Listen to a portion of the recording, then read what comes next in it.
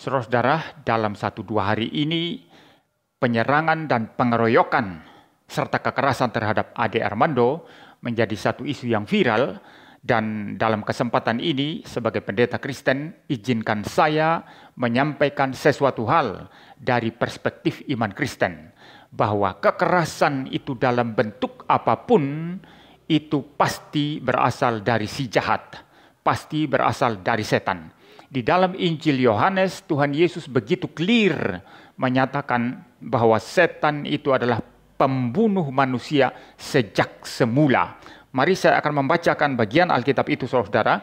Injil Yohanes pasalnya yang ke-8, ayat 43 dan 44. Apakah sebabnya kamu tidak mengerti bahasaku? Sebab kamu tidak dapat menangkap firmanku. Di sini Tuhan Yesus berkata-kata terhadap orang-orang Yahudi yang menentang dia. Lalu di ayat 44 Tuhan Yesus berkata, iblislah yang menjadi bapamu, dan kamu ingin melakukan keinginan-keinginan bapamu. Ia adalah pembunuh manusia sejak semula dan tidak hidup dalam kebenaran. Sebab di dalam dia tidak ada kebenaran. Apabila ia berkata dusta, ia berdusta atas kehendaknya sendiri. Sebab ia adalah pendusta dan bapa segala dusta. Ada 2 hal di sini yang kita lihat, saudara, tentang setan, tentang iblis. Yang pertama, dia adalah pembunuh manusia sejak semula. Maka jikalau ada orang menginginkan kekerasan, ingin hancurkan orang, ingin bunuh orang, ingin tusuk orang, ingin ledakkan kepala orang, ingin melakukan kekerasan penganiayaan terhadap orang, maka pasti itu berasal dari si jahat atau orang tersebut sedang menjalankan kehendak setan. Yang kedua, saudara, menurut apa yang dikatakan Tuhan Yesus di sini, iblis itu adalah pendusta, bapa dari segala dusta. Saudara, jadi kekerasan dan dusta itu berasal daripada setan. Maka saudara, saya mengatakan bahwa seluruh kekerasan dalam bentuk apapun, atas nama apapun, itu pasti berasal dari setan. Kecuali sesuatu pembunuhan atas nama keadilan, sebagaimana dilakukan oleh negara. Di dalam Alkitab, negara disebut sebagai sedang menyandang pedang keadilan dari Tuhan Allah. Jadi mereka berhak menertibkan kriminal. Mereka berhak menertibkan orang yang mengacau di dalam satu negara.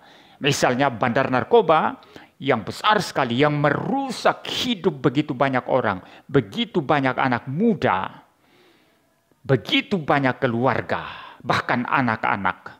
Lalu dia ditangkap, dia diperiksa, disidangkan, lalu dijatuhi hukuman mati. Nah, ini adalah sesuatu pembunuhan atas nama keadilan. Dan jikalau negara melakukan hal ini dengan benar, mereka sedang menjalankan keadilan daripada Tuhan Allah. Tetapi siapa kamu yang berdiri di jalan-jalan, lalu menjalankan penghakiman menurut pikiranmu sendiri? Di pasar-pasar, engkau menunggu orang, lalu engkau memukul orang di sana, melakukan kekerasan di sana, sampai berdarah-darah. Inilah wujud manifestasi yang sangat nyata daripada pekerjaan setan. Khusus bagi kita orang Kristen, marilah kita selalu hidup dalam cinta kasih, hidup dalam pengampunan yang terus-menerus. Karena Tuhan Yesus mengajarkan kepada kita bahwa apa? Kasihilah musuhmu, berdoalah bagi mereka yang menganiaya kamu. Ya, kasihi musuh, berdoa bagi mereka yang menganiaya.